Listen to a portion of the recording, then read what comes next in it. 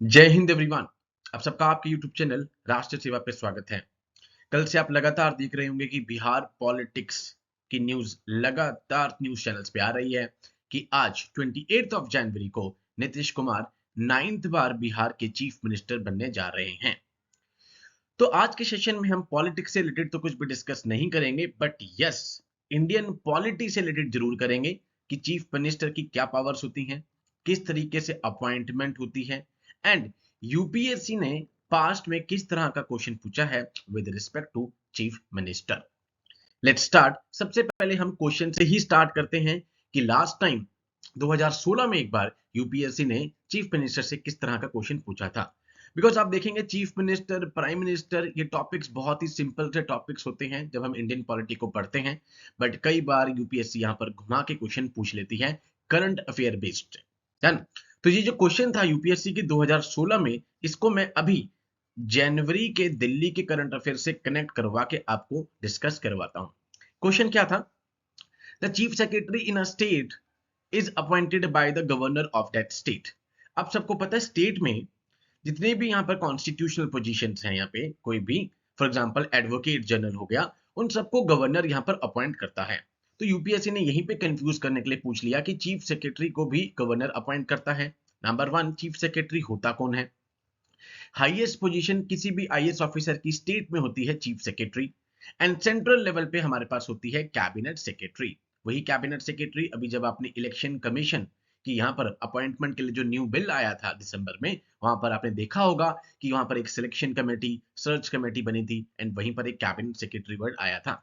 Cabinet secretary highest position of IAS officer central level पे, वो एक ही होगा। चीफ सेक्रेटरी हर स्टेट के होंगे सीनियर मोस्ट आईएएस ऑफिसर। तो chief secretary is appointed by the governor. Number two, chief secretary in a state has a fixed tenure. Which of the following statements given above is or are correct? Only one, two, both one, neither one and two. Answer यहां पर आपके पास D आएगा। Because states में chief secretary को appoint करते हैं chief minister, but जो मैंने आपको बताया मैं कि जनवरी की करंट अफेयर से कनेक्ट करवा रहा हूं, दिल्ली में जो भी कंट्रोवर्सी हुई जब अरविंद केजरीवाल जी ने कहा कि चीफ सेक्रेटरी को अपॉइंट करने की अथॉरिटी चीफ मिनिस्टर की है, जब भी यूटी वर्ड आएगा उसको कंसीडर किया जाएगा सेंट्रल गवर्नमेंट। तो वहां पर सेंट्रल गवर्नमेंट अपॉइंट करते हैं चीफ सेक्रेटरी को, एंड उसके बाद तो सुप्रीम कोर्ट ने भी इसके ऊपर एक प्रॉपर रूलिंग दी थी कि यस, दिल्ली की केस में सेंट्रल गवर्नमेंट के पास पावर है, स्टेट के पास पावर नहीं है, that is Delhi the partial state. Chief secretary as a fix tenure, कोई फिक्स टेन्योर नहीं होता, जब तक चीफ मिनिस्टर के चाह रहे हैं तभी तक वहां पर रहते हैं। I hope this is clear, neither one and not two. Okay, अब हम कुछ डिस्कस कर लेते हैं चीफ मिनिस्टर। जैसे सेंट्रल लेवल पे आपको पता है कि प्रधानमंत्री होते हैं हेड ऑफ द गवर्नमेंट, ठीक है? ऐसे ही चीफ मिनिस्टर स्टेट में हेड ऑफ द गवर्नमेंट होंगे। स्टेट में president head of the state होते हैं यहाँ पे, and prime minister head of the government होते हैं। तो स्टेट के एग्जीक्यूटिव हेड कौन? आपके पास आगे गवर्नर आगे, ठीक है? But the real power lies with the chief minister, इसलिए बोला गया है रियल एग्जीक्यूटिव अथॉरिटी है, डी फैक्टो हेड है यहाँ पर, ठीक है? गवर्नर जी को नॉमिनल हेड बोला जाता है, डी ज्यूरे एग्जीक्यूटिव भी बोला जाता है। Chief minister head of the government होंगे, जैसे वहां पे प्रधानमंत्री होते हैं। संविधान में कोई भी प्रोसीजर नहीं दे रखा है कि किस तरीके से यहाँ पर चीफ मिनिस्टर की अपॉइंटमेंट होती है, बट यस, जिस पार्टी की भी यहाँ पर मेजोरिटी आएगी, क्वाइट ऑब्वियस है उस पार्टी का लार्जेस्ट पार्टी का लीडर को यहाँ पर चीफ मिनिस्टर अपॉइंट कर दिया जाएगा। इनकेस किसी की भी यहाँ पर मेजोरिटी नहीं आती है, तो आप सबको पता है एक कोएलिशन गवर्नमेंट मिलजुल के सरकार बनेगी, तो उसका जो लार्जेस्ट कोएलिशन होगा उसमें से किसी एक लीडर को चीफ मिनिस्टर बना दिया जाएगा। तीन आर्टिकल्स याद रखने हैं आपको चीफ मिनिस्टर जी से रिलेटेड। 163 कि चीफ मिनिस्टर सरकार कैसे चलाते हैं, with the help of council of ministers, जो कि यहाँ पे to aid and advise the governor के लिए है। 164 चीफ मिनिस्टर जी को अपॉइंट करेंगे गवर्नर।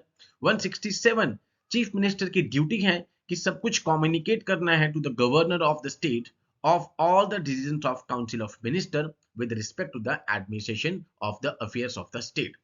जो भी स्टेट के यहाँ पर एडमिनिस्ट्रेटिव अफेयर्स चल रहे हैं वो सब कुछ सब यहाँ पर कम्युनिकेट करने हैं गवर्नर को।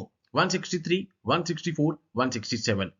Number two fact, chief secretaries को चीफ मिनिस्टर अपॉइंट करेंगे।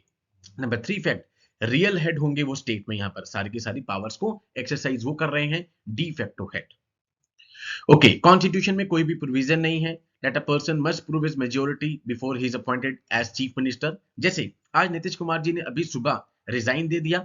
अब इसके बाद क्या होता है कि गवर्नर पहले उनको चीफ मिनिस्टर बना सकते हैं। फॉर एग्जांपल आज उन्हें वो चीफ मिनिस्टर बना देंगे, उसके बाद वो कहेंगे एक मंथ के अंदर अंदर आपको यहां पर अपनी मेजोरिटी शो करनी है। अगर नहीं कर पाए तो क्वाइट ऑब्वियस है, नो कॉन्फिडेंस मोशन सरकार जा सकती है। बट इंपॉर्टेंट एग्जाम के लिए है कि पहले चीफ मिनिस्टर बना सकते हैं। जैसे आज नीतीश कुमार जी को अभी उन्होंने सुबह 11 साढ़े 11 बजे अपना रिजिग्नेशन दे दिया है, पहले चीफ मिनिस्टर बना दें और उसके बाद उनको बोलें कि आप यहां पर अब मेजोरिटी शो कर दो। Done. Now next important fact कि सर अगर कोई मेंबर ही नहीं है क्या उसको चीफ मिनिस्टर बना सकते हैं? बना सकते हैं। आप सबको पता है स्टेट में या तो विधानसभा होती है, लेजिस्लेटिव असेंबली। 6 स्टेट्स ऐसे हैं जहां पर विधान परिषद भी है, लेजिस्लेटिव काउंसिल। अगर दोनों के दोनों हाउसेस का भी कोई मेंबर नहीं है तो उसको मुख्यमंत्री बना सकते हैं, प्रोवाइडेड विद इन 6 मंथ्स उसको यहां पर किसी एक हाउस से इलेक्ट होकर आना पड़ेगा। I hope this is clear. Constitutionally the chief minister may be a member of any of the two house, किसी भी हाउस से आ सकता है, विधानसभा से आ सकता है, विधान परिषद से। इंपॉर्टेंट है दिस, जैसे आज अभी रेजिग्नेशन लेटर हुआ है, दिया है उन्होंने गवर्नर जी को, तो पहले मुख्यमंत्री उनकी शपथ दिलवा दें, उसके बाद उनको रीजनेबल पीरियड ऑलमोस्ट यहाँ पे लक्ष्मीकांत में भी 1 मंथ ही लिखा हुआ है कि 1 मंथ के अंदर उनको यहाँ पर अपनी मेजोरिटी शो करनी पड़ेगी। ओके, गवर्नर यहाँ पर ओथ दिलवाते हैं ऑफिस एंड सीक्रेसी की। चीफ मिनिस्टर की यहाँ पे जो टर्म है वो फिक्स्ड नहीं है, आप देख ही रहे हैं अभी, ठीक है, 9th बार चीफ मिनिस्टर बन रहे हैं। एंड गवर्नर उनको तब हटा सकते हैं एक तो जब नो कॉन्फिडेंस मोशन आ गया है उनके खिलाफ, या फिर उनकी 5 साल की टर्म पूरी हो चुकी है। ठीक है, as long as they enjoy majority CM can not be dismiss. जब तक मेजोरिटी है गवर्नर उनको नहीं हटा सकते। जैसे ही कॉन्फिडेंस लूज हुआ, क्वाइट ऑब्वियस है गवर्नर यहाँ पे उनको डिसमिस कर सकते हैं। एंड इसके पहले क्या प्रोविजन है कि कभी भी चीफ मिनिस्टर अपना रेजिग्नेशन लेटर दे दे, जैसे आज आप देख रहे हैं नीतीश कुमार जी को। ओके, पावर्स बहुत इंपॉर्टेंट, इंटर स्टेट काउंसिल के मेंबर हैं और नीति आयोग के ये क्या कहते हैं गवर्निंग काउंसिल में आते हैं। ये दोनों की दोनों बॉडी कौन हेड कर रहा है? प्राइम मिनिस्टर कर रहे हैं। उसके बाद स्टेट प्लानिंग बोर्ड के चेयरमैन हैं। उसके बाद वाइस चेयरमैन है जोनल काउंसिल के, जोनल काउंसिल जिसको यहाँ पर हेड करते हैं गृह मंत्रालय, होम मिनिस्टर। ठीक है, crisis manager in chief at the political level during emergency है। स्टेट के डिजास्टर मैनेजमेंट जो अथॉरिटी है उनके भी ये चेयरपर्सन है। ये आपसे यहां पर अब स्टेटमेंट वाले क्वेश्चंस में पूछा जा सकता है। तो 2 फैक्ट्स आपके लिए बहुत इंपॉर्टेंट है, बाकी सब आप पॉलिटी की बुक में पढ़ ही लेते हैं। चीफ सेक्रेटरी वाला in case of UT center appoint करेगा। देन उसके अलावा ये 4-5 point, interstate council, NITI Aayog, state planning board, ये सब आपको पता होना चाहिए।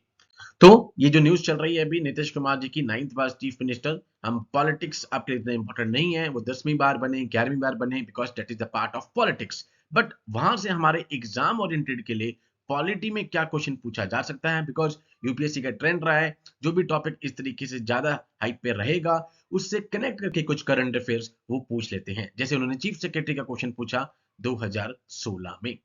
सो with these words I conclude my session. Jai Hind to all, take care.